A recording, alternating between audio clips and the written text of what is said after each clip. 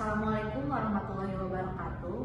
Selamat pagi. Terima kasih kepada Bapak Dadan Soekardan SEMSI AKCA yang telah mempersilahkan kami untuk presentasi. Di sini kami akan mempresentasikan studi kelayakan bisnis kami, yaitu Sate Asin Pedas Nusantara. Sebelumnya, perkenalkan, nama saya Ria Riawan dengan NRP 231. Perkenalkan, nama saya Fadil Mungkin Maulana dengan NRP 221. Perkenalkan, nama saya Nindita Sababat Harani dengan NRP 234. Perkenalkan, nama saya Rubiatul Adawiyah dengan NRP 261. Baik, di sini saya akan menjelaskan introduksi. Di sini ada industri kuliner di Indonesia terus berkembang seiring meningkatnya permintaan masyarakat terhadap makanan yang unik dan praktis. Sate asin hadir sebagai inovasi sate tradisional dengan cita rasa gurih dan asin yang berbeda dari sate pada umumnya.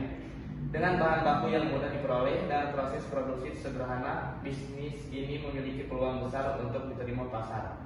Studi kelayakan diperlukan untuk menganalisis potensi dan strategi sebelum usaha dijalankan.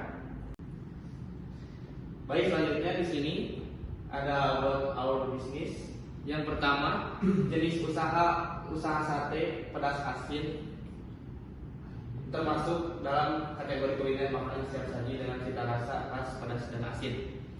Usaha ini cocok dijalankan dalam skala kecil hingga menengah, seperti warung makan, gerobak, kaki lima, usaha rumahan atau penjualan online. Dengan rasa yang unik, sate pedas asin memiliki peluang besar untuk menarik konsumen dan berkembang menjadi bisnis yang lebih luas, termasuk produk kemasan. Yang kedua, nama perusahaan. Nama usaha yang dipilih adalah Sate Pedas Asin Nusantara, yang merupakan gabungan dari kata pedas dan asin untuk menggambarkan cita rasa khas dari produk yang ditawarkan. Nama ini dibuat agar mudah diingat, unik, dan menarik perhatian konsumen, khususnya kalangan muda. Selain mencerminkan karakter rasa sate yang kuat dan menggoda, nama Sate Asin Pedas juga memberi kesan kekinian sehingga cocok untuk dipesan secara offline maupun online. Yang ketiga, lokasi. Usaha Sate Asin Pedas berlokasi di Jalan Cihapit nomor 3, Cihapit, Kecamatan Bandung Wetan, Kota Bandung, Jawa Barat 40114. Pusat kuliner yang ramai dan strategis. Lokasi ini mudah diakses oleh pengunjung dari berbagai kalangan, sehingga sangat cocok untuk mengembangkan usaha kuliner dengan cita rasa khas. Nah, saya akan menunjukkan ini adalah lokasi tata letak usaha kita, Jalan Cihapit nomor 3, Cihapit, Kecamatan Bandung Wetan, Kota Bandung, Jawa Barat 40114. Baik, selanjutnya di sini ada visi dan misi usaha Sate Asin Pedas Nusantara. Visinya menjadi pelopor dan brand lokal yang unggul dalam menjadikan sate asin pedas yang bercita rasa khas Indonesia, serta menjadi destinasi kuliner favorit masyarakat di berbagai daerah, khususnya di kota Bandung. Nah, sate asin pedas ini dikenal tidak hanya karena kelezatannya, tetapi karena komitmennya dalam menjaga kualitas, pelayanan, dan inovasi produk secara keberlanjutan. Misinya yang pertama, menyajikan sate asin pedas dengan cita rasa yang unik dan juga konsisten. Yang kedua, mengutamakan kualitas bahan baku yang segar dan juga higienis. Yang ketiga, memberikan pelayanan yang cepat, ramah, dan memuaskan pelanggan. Yang keempat, terus berinovasi dalam menu dan penyajian untuk mengikuti selera pasar. Yang kelima, membangun merek lokal yang kuat dan dikenal luas. Di sini rencana produksi tahun umur ekonomis dan bahan baku. Bahan baku, produk utama sate asin pedas yaitu dari daging ayam dengan 3 tingkat kepedasan, ada mild, medium, dan extra hot. Produksi awal ditargetkan sebanyak 50 porsi per harinya, disesuaikan dengan permintaan pasar. Proses produksi mencakup pemotongan daging, marinasi 2-4 jam, penyimpanan dingin, pemanggangan dengan arang atau alat otomatis, serta pengemasan ramah lingkungan untuk layanan take away dan delivery. Peralatan yang digunakan meliputi alat pengolahan otomatis, timbangan digital, lemari dingin, serta wadah marinasi food grade. Tata letak dapur dibagi menjadi area penyimpanan, marinasi, pemanggangan, penyajian, dan kebersihan untuk menjaga efisiensi dan higienis produksi. Tujuan dari usaha sate asin pedas Nusantara yang pertama, menilai kelayakan pasar dan peluang bisnis sate asin pedas. Yang kedua, menganalisis aspek finansial untuk mengetahui prospek keuntungan usaha. Yang ketiga, ada mengevaluasi faktor teknis dalam produksi dan distribusi sate asin pedas. Yang keempat, ada mengidentifikasi potensi resiko serta strategi mitigasi yang dapat diterapkan. Baik, di slide ini ada gambaran umum usaha. Sate asin pedas Nusantara adalah UMKM kuliner yang menawarkan sate ayam dengan cita rasa asin dan pedas khas. Berlokasi di Jalan Cihapit, Kota Bandung, usaha ini menjual produknya secara langsung dan melalui platform online seperti GoFood dan GrabFood. Strategi pemasaran digital dan program reseller atau franchise digunakan untuk memperluas pasar dengan target pasar anak muda, pekerja, dan keluarga. Bisnis ini fokus pada kualitas rasa, kebersihan, dan pelayanan untuk menjadi pilihan kuliner yang unik dan diminati. Di sini ada analisa perkiraan penjualan yaitu STP. Yang satu ada segmentasi. Pasar dibagi berdasarkan demografis usia 15 sampai 50 tahun, pria atau wanita, dan pendapatan menengah. Geografisnya yaitu di Jalan Cihapit, Kota Bandung, dan sekitarnya. Visi grafisnya yaitu pencinta kuliner pedas dan street food, dan juga perilakunya yaitu pembelian rutin atau sporadis untuk makan siang, malam, dan juga cemilan.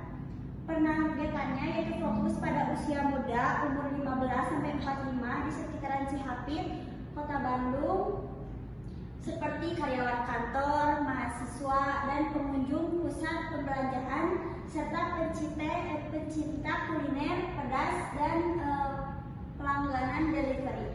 Penentuan posisinya yaitu menjadi sate asin pedas dengan bumbu rahasia, daging empuk, dan harga terjangkau.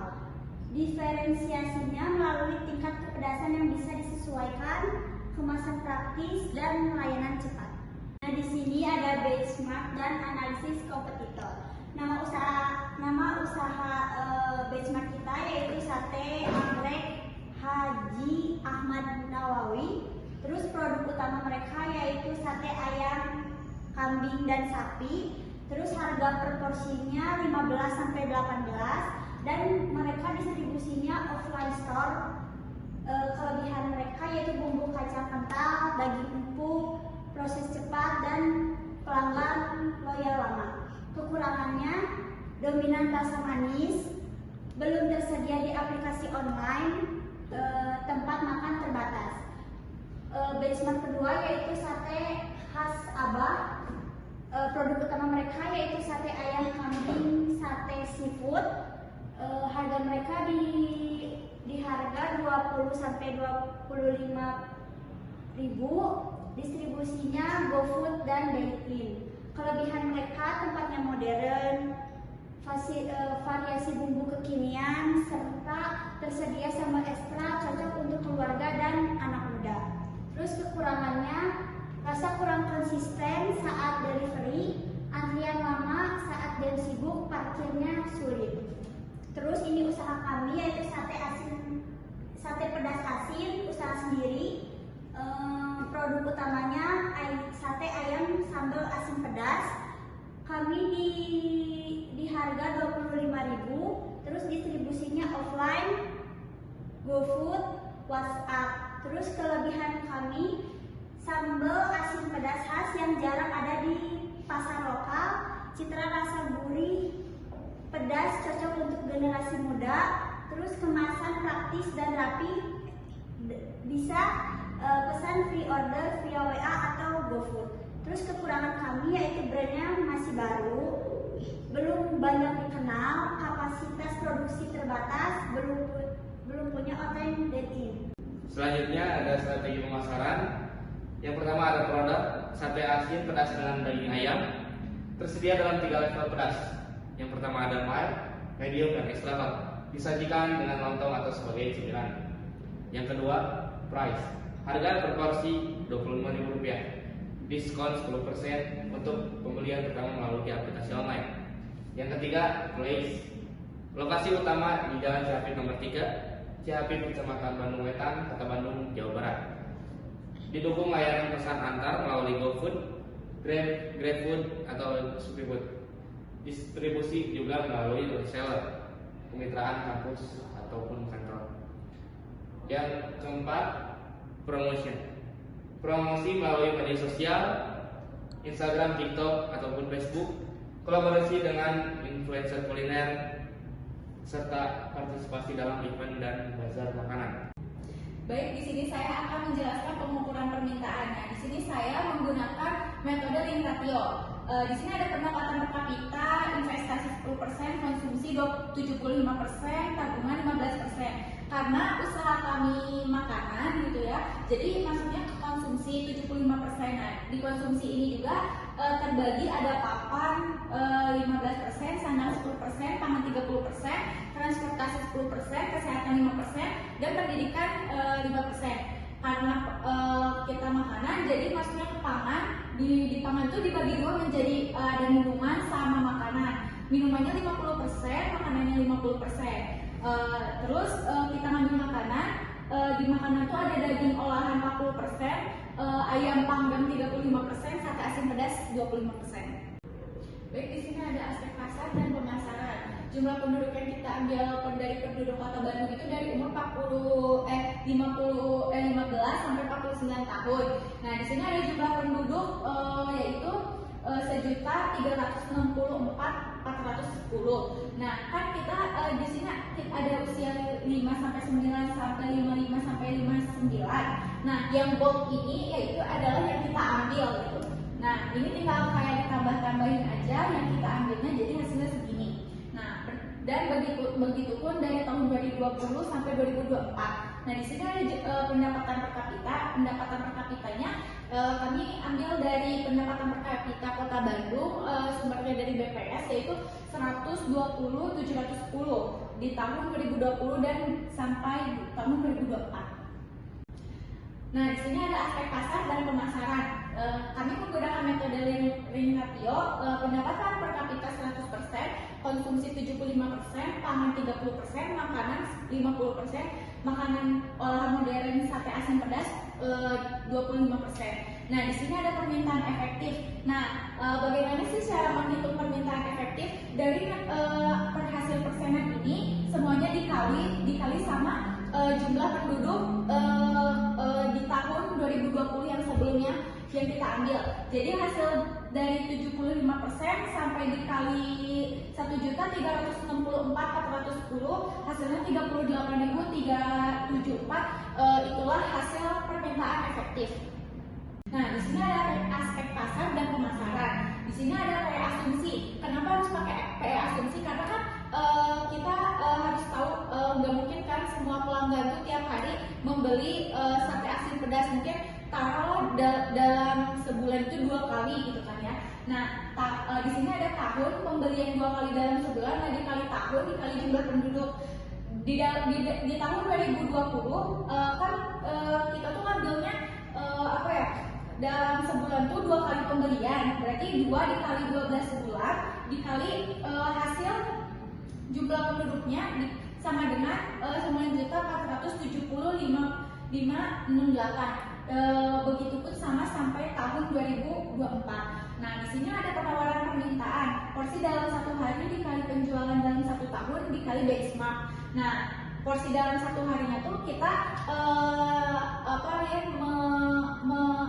menempatkannya di 50 porsi. Terus dikali 35 hari. Kenapa enggak 36 hari? Karena kan pasti ada liburnya gitu kan ya. Terus dikali 2. Nah, 2 ini apa? 2 ini tuh benchmark kan yang tadi sebelumnya yang sudah dijelaskan sama teman saya. Benchmark kita tuh pesaingnya cuma ada 2. Nah, hasilnya tuh 35.500. Baik, di sini ada perangan permintaan tahun Y, X kuadrat sama XY. Nah, Y-nya itu dari hasil permintaan efektif, Y-nya itu adalah dari pendapatan per kapita. Terus X kuadratnya itu berarti 120, 710 tinggal dikuadratin aja, hasilnya jadi 14.570.904.100. Yang selanjutnya ada XY. Nah, tinggal aja dikali 120, 710 dikali 38.374 itu hasil XY. Nah, semua ini kan dijumlahin, ditambahin, jadi hasilnya itu 230.273 dan X-nya juga semuanya ditambahin gitu kan ya. Nah, di sini ada rumusnya B N sigma XY dikurangin sigma X sigma Y dibagi N sigma X kuadrat dikurangin sigma X kuadrat. Nah, B ini tuh kan tahun dikali 32.843 itu hasil dari XY yang di sini. Terus tinggal dikurangin aja jumlah X-nya itu berapa? 698.189 tinggal dikali sama 230 hasil dari penjumlahan Y. Tinggal masukin aja, jadi hasilnya tuh 1,33. Nah, di sini ada mencari A-nya, yaitu rumusnya sigma Y dibagi N dikurang B dikurang B sigma X dibagi N. Nah, tinggal masukin aja, berarti sigma Y-nya, jumlah dari Y-nya itu kan 230 dibagi N itu kan tahun. Terus B-nya itu mana hasil dari B yang ini. Terus dibagi lagi sigma X, kan sigma X yang ini hasil jumlah dari X ini. Terus dibagi N itu tahun. Jadi udah ditotalin semuanya, jadi hasil A itu 139.164. Baik, selanjutnya ada kenaikan pendapatan per kapita. Nah, 132.098 dikurangi 120.710. Nah, itu dari mana sih? Itu dari pendapatan per kapita tahun 2020 dikurangi tahun 2021, terus dibagi juga tahun 2020 hasilnya itu 9%. Nah, pendapatan penduduk tahun 2020-nya itu kan 2024 dikali 1,9. Di tahun 2025 105 dikali yang tadi yang sudah kita cari yaitu 1,9, jadi hasilnya itu 171.22244. Nah, sama tahun selanjutnya juga menghitungnya seperti itu. Nah, hasil dari ini tuh dimasukin aja ke dimasukin aja langsung ke tahun berikutnya. Nah, di sini ada tahun 2025, Y sama dengan 55.068 perak ditambah 0,3 itu dari mana? Dari yang sebelumnya.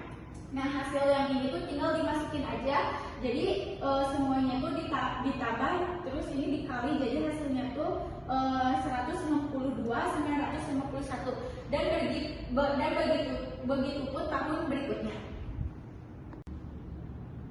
Nah, di sini ada perkiraan penjualan atau market share.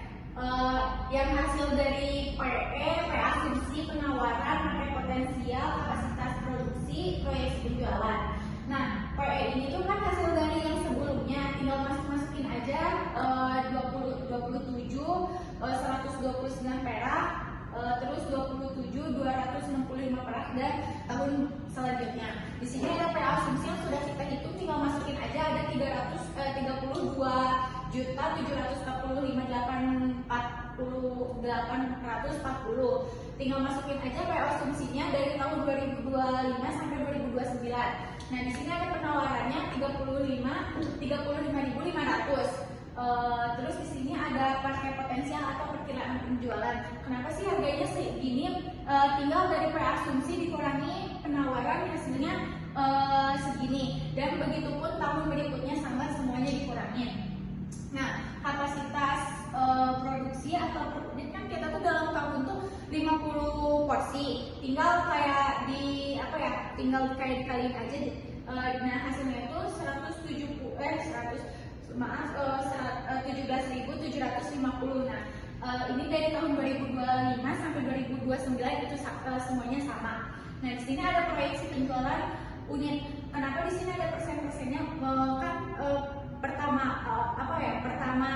Pertama penjualan itu kan masih introduction, kan kita memakai daur hidup produk. Nah, tinggal dikaliin aja 117.750 dikali 70% itu hasilnya 112.425. Dan begitu pun selanjutnya tinggal dikali-kaliin aja sama persennya, hasilnya simpan di sini.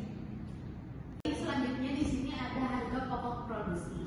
Harga pokok produksi yang pertama itu ada bahan baku langsung. Dari ayam kita ngambilnya per 10 kilo di harga 1 kilonya itu 32.000. Jumlah perharinya itu di 320.000, jumlah per bulannya di 9.600.000, dan kalau dijumlahkan dalam per tahunnya itu di 113.600.000. Nah, di sini ada bawang putih. Bawang putih sekali produksi itu kita memakai 1 kg dengan harga 20.000.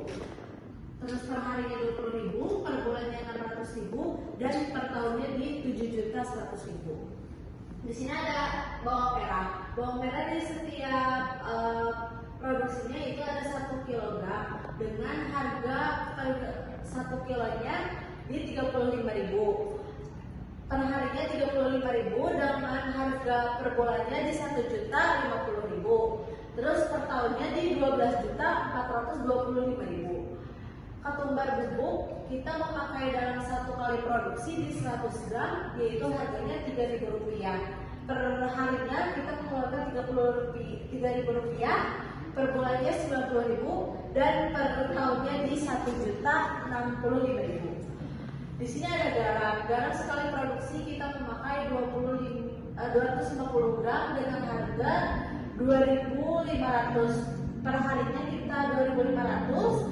Kalau di jumlah per bulannya 75.000, dan per tahunnya di 887.500.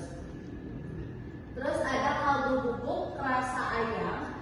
Di sini kita pakai 25 gram dengan harga per 25 gram ini di Rp8.000.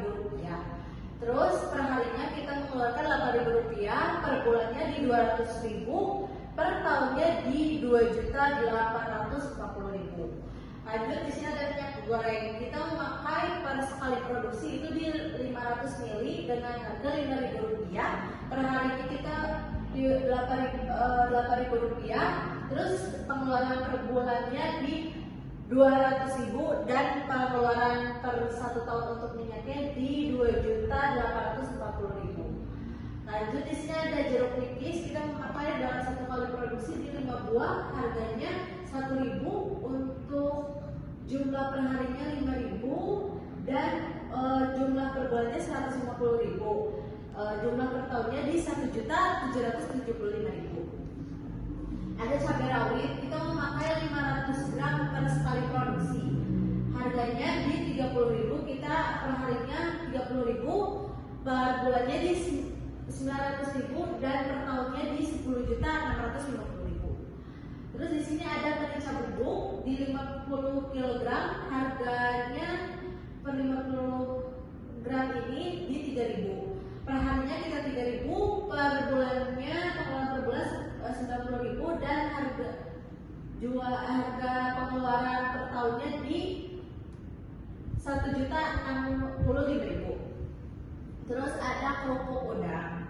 Kerupuk udang ini kita memakai 25 buah dalam 1 kali produksi dengan harga Rp30.000. Per harinya kita mengeluarkan Rp30.000, per bulannya di Rp900.000, per tahun di Rp10.650.000. Terus di sini ada minyak 300 ml. 300 ml ini kita per harinya di Rp8.000, dan per bulannya di Rp200.000. Terus jumlah per tahunnya di Rp2.840.000. Di sini ada arang. Sekali produksinya itu kita menggunakan 2 kg dengan harga Rp5.000. Terus sekali produksi per harinya di Rp10.000, produksi per bulannya Rp300.000, dan di per tahunnya 3.550.000. Di sini ada biaya tenaga kerja langsung. Yang pertama, kita menggunakan karyawan produksi itu di 2 orang dengan perharinya di 80.000. Terus karena 2 orang jadi 160.000, per bulannya 4.800.000 dan per tahunnya di 56.800.000. Di sini ada biaya overhead. Yang pertama, listrik, air itu 1 unitnya 30.000 per bulan, di 1 tahunnya di 360.000. Terus di sini ada kemasan sate asin, yaitu kertas nasi ataupun kresek untuk take away. Ada di per bulannya, per harinya di 30.000, per bulannya 900.000 dan per tahunnya di 10.600.000. Terus ada transportasi pengiriman bahan baku, 1 harinya di 30.000, pengeluaran per bulannya 900.000 dan pengeluaran per tahunnya di 10.650.000. Ada biaya sewa lahan di 1 hari itu 50.000, di per 1 bulan 1.500.000 dan per tahunnya di 18 juta. Terus ada biaya kebersihan lokasi usaha, per 1 harinya itu 10.000 dengan biaya pengeluaran per bulannya di 300.000 dan biaya pengeluaran untuk setiap tahunnya kita di 3.550.000 untuk biaya kebersihan. Dan di sini penyusutan peralatannya kita di per bulannya di 139.930. Terus untuk biaya per tahunnya di 1.679.166 rupiah. Harga pokok produksi semuanya itu per hari di 762.500, per bulannya di 22.924.930. Terus di per tahunnya di 270.668.666 rupiah. Selanjutnya di sini ada penyusutan. Penyusutan adalah penurunan nilai aset seperti mesin, peralatan, kendaraan, atau perlengkapan yang terjadi secara bertahap dari waktu ke waktu karena pemakaian atau usia.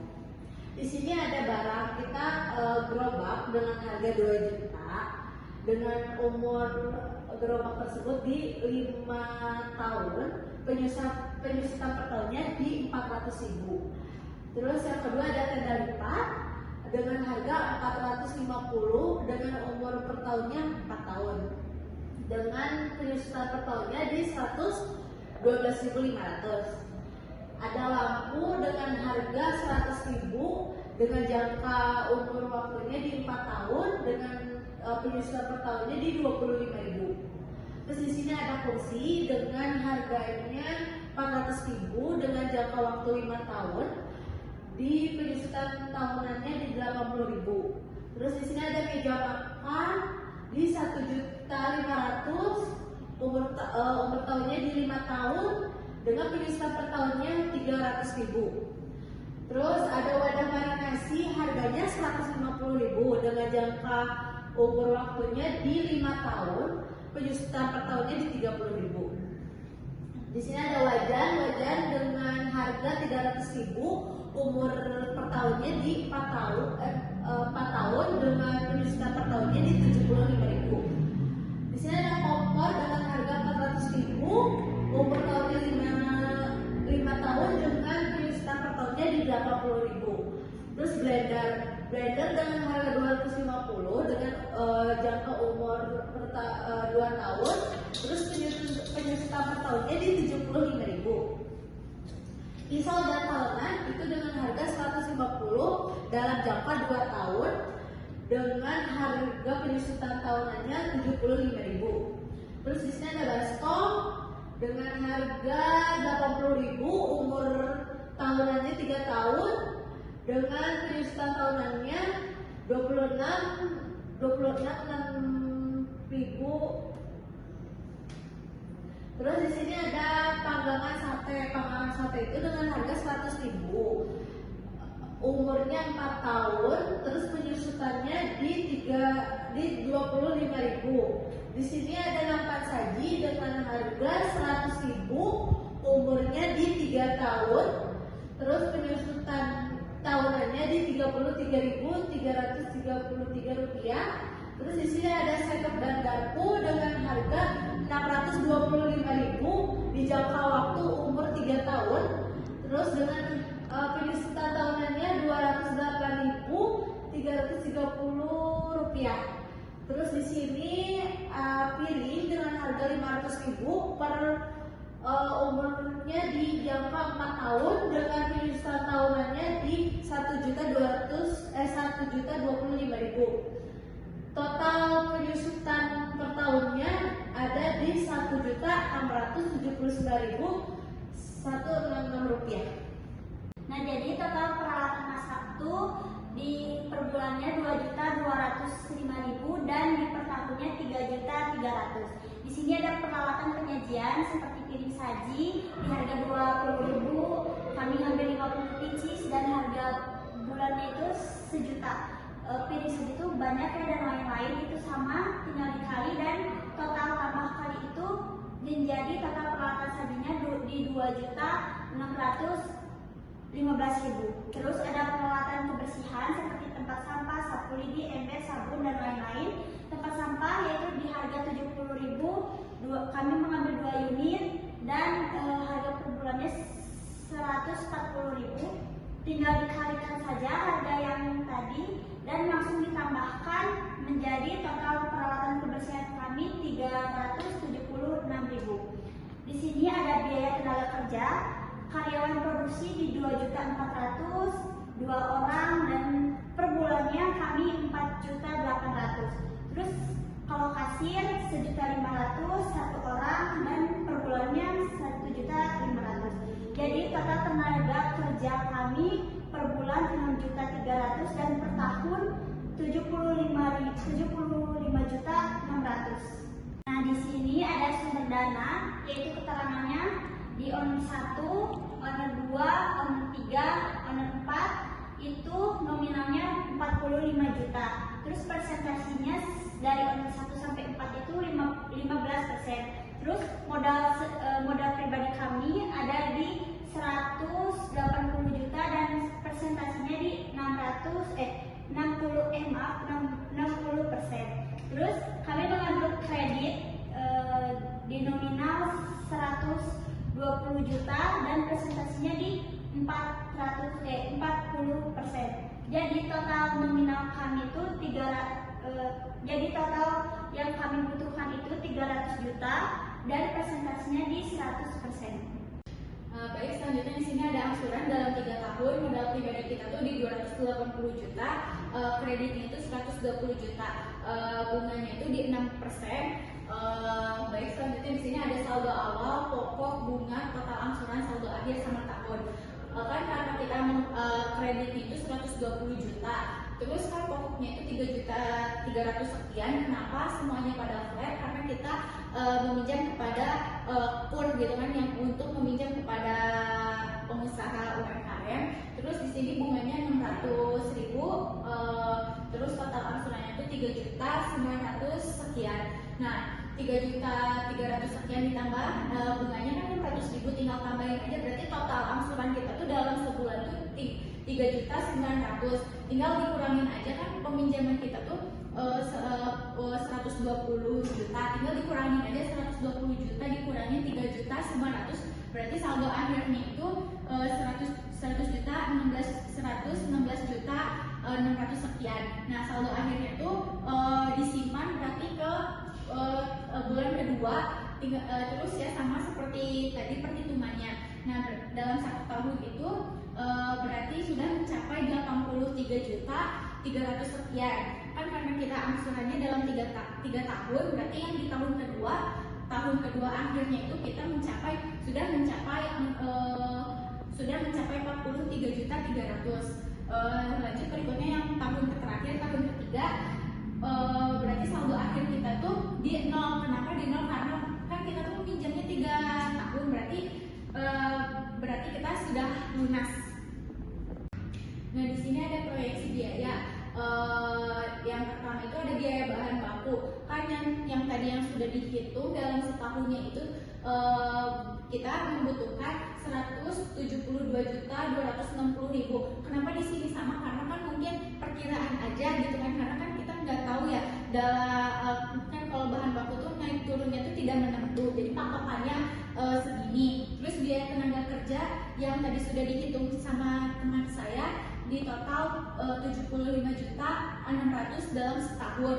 Terus total biaya langsung dari biaya bahan baku sama biaya tenaga kerja itu tinggal ditambahin, jadi hasilnya 227.860. Terus dia biaya overhead juga 45.239.160. Terus biaya penyusutan yang tadi sudah dihitung dengan teman saya juga di 1.679.000 sekian. Jadi total biaya tetapnya itu dari biaya overhead ditambah biaya penyusutannya itu di 46.918.000. Jadi berarti dari jumlah keseluruhannya dari total biaya sama total biaya tetap itu hasilnya 294.778.000. Nah, di sini ada proyeksi laba rugi. Nah, tahun proyeksi penjualan dikali harga rupiah. Nah, di tahun 2025 kan proyeksi penjualan tuh lihatnya di bab 3 yang di tabel-tabel ada PE, P asumsi itu kan di situ ada proyeksi penjualan dalam tahun yang sudah kita hitung yaitu 12.425 perak. Dikali aja kan harga rupiah penjualan kita tuh di 25.000, tinggal dikali aja 12.000 dikali 12.425 perak dikali 25.000 hasilnya 310.625.000 dan begitu pun tahun berikutnya. Nah, di sini ada proyeksi arus kas dengan pajak tetap. Di sini ada penjualan 310.625.000 di tahun 2025. Kenapa segitu? Kan dalam setahun kan kita perharinya tuh 50 porsi, tinggal dikali aja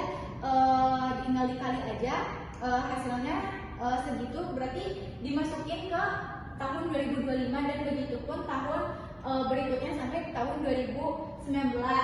Tapi di sini tuh penjualan kita tuh di tahun 2025 tuh enggak semuanya sama 50 porsi. Kalau di tahun 2025 tuh 50 porsi, 2026 tuh 80 porsi, di tahun 2027 tuh 110 porsi, di tahun 2028 itu 130 dan di tahun 2029 itu di 120 porsi. Itu tuh tinggal dikali aja dalam setahun hasilnya itu disimpan ke sini. Nah, di sini tuh ada jumlah arus kas masuk, tinggal dimasukin aja kan hasil yang sudah masuk kan dalam pembelian kita tuh. Terus kan gaji karyawan kita tuh dalam setahunnya itu 75.600.000. Biaya sewa kita itu dalam setahunnya itu 18 juta. Terus pajak kita tuh di tahun pertama tuh 0, di tahun keduanya itu 84.240.000. Itu tinggal dikalikan saja, dikalikan 10% per tahunnya. Terus jumlah arus kas keluarnya tuh berarti di 93.600.000. Nah, jumlah arus kas bersihnya juga di 200.017.025.000.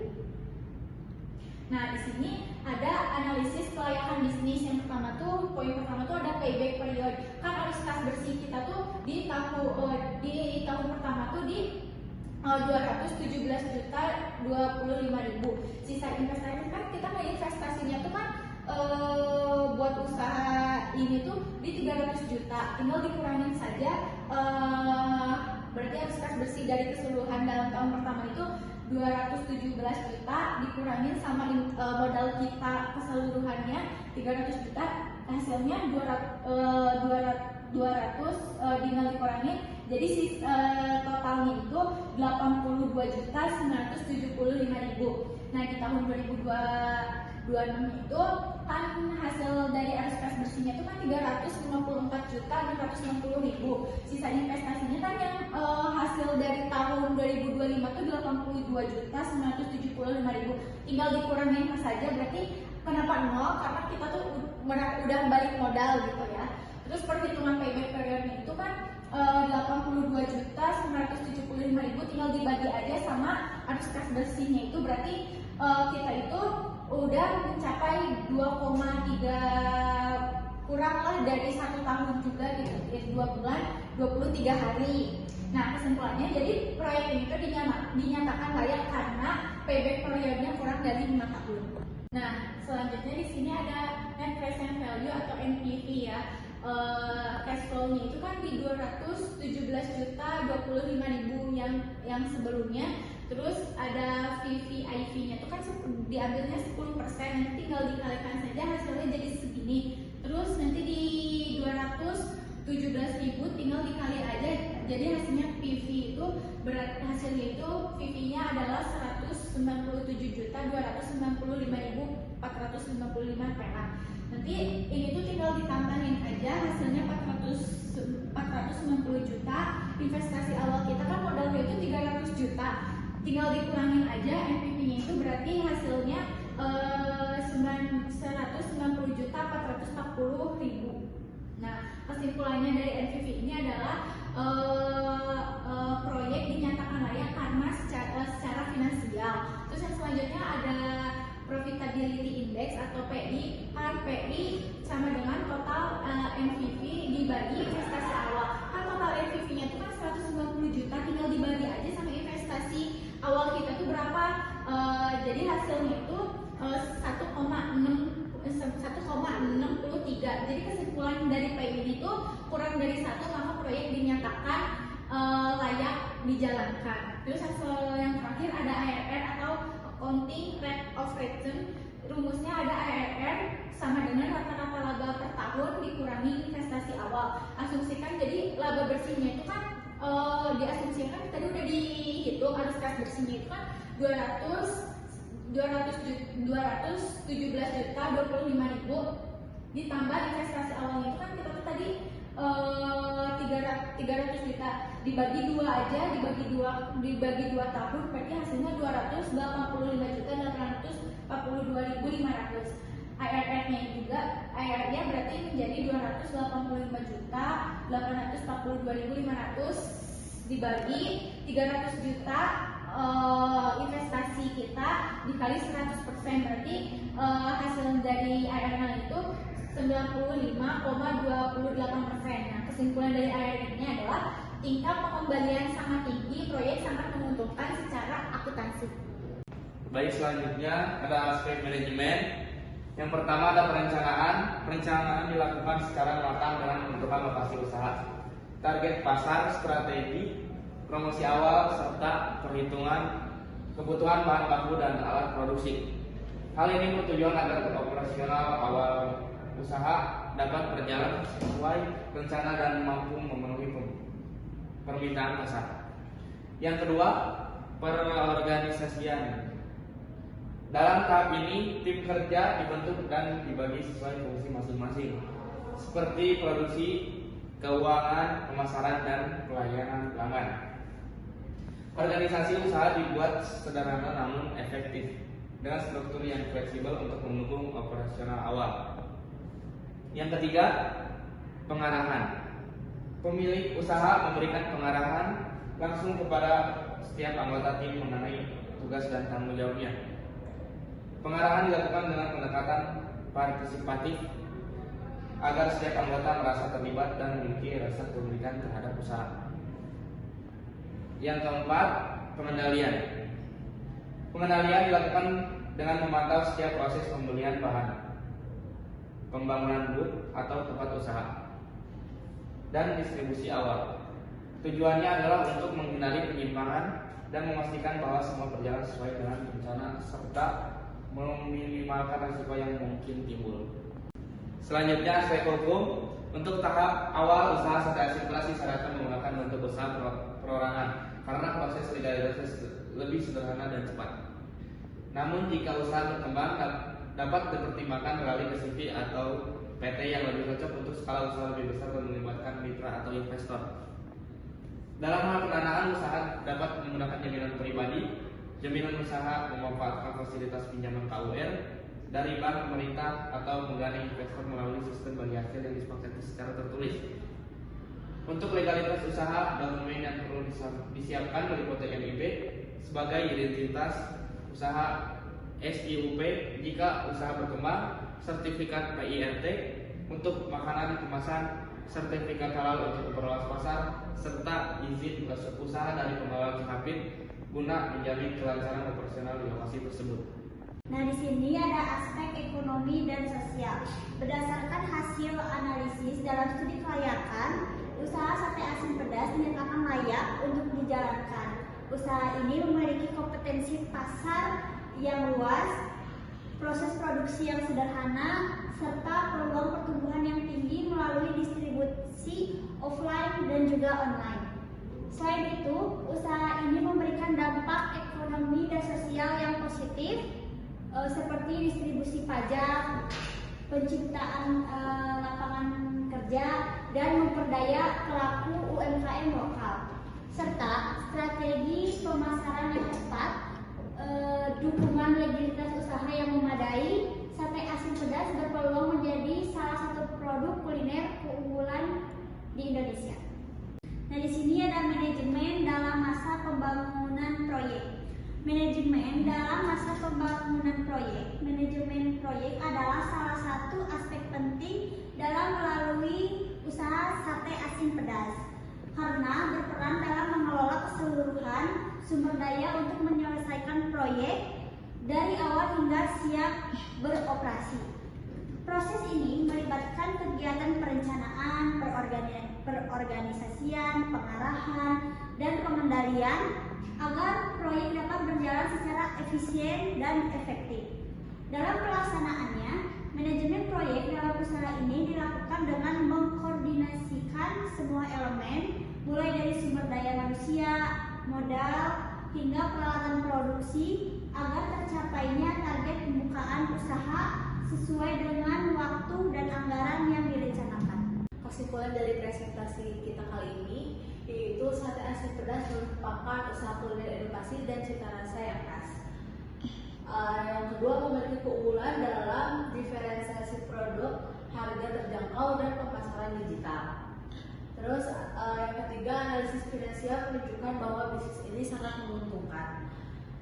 Payback periode hanya 2 bulan 23 hari, dan NPV positif dan besar, PI 1 dan ARR mencapai 95,28%. Terus potensi pertumbuhan usaha tinggi dengan proyeksi penjualan dan laba meningkat di setiap tahunnya. Yang kelima, memberikan dampak positif bagi masyarakat, membuka lapangan pekerjaan, mendukung pemasok lokal, dan berkontribusi pada pajak negara. Terus yang terakhir, usaha dinyatakan sangat layak dijalankan dan dikembangkan secara berkelanjutan. Saran untuk usaha sate asin pedas Nusantara, yang pertama yaitu legalitas dan perlindungan usaha. Dengan segera urus PIB, PIRT, dan sertifikat halal. Terus juga daftarkan merek dagang untuk mencegah plagiat. Terus yang kedua ada strategi pemasaran dengan memaksimalkan promosi melalui TikTok dan Instagram. Yang kedua, kolaborasi dan food influencer lokal. Terus gunakan desain kemasan yang menarik dan juga inovatif. Terus yang ketiga di sini operasional dan kualitas.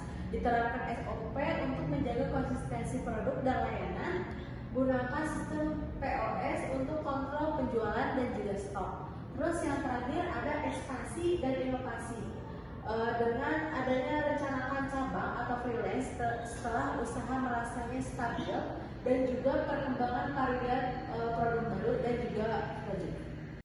Baik, sekian dari kelompok kami, kurang lebihnya mohon maaf. Bila taufiq walhidayah. Wassalamualaikum warahmatullahi wabarakatuh.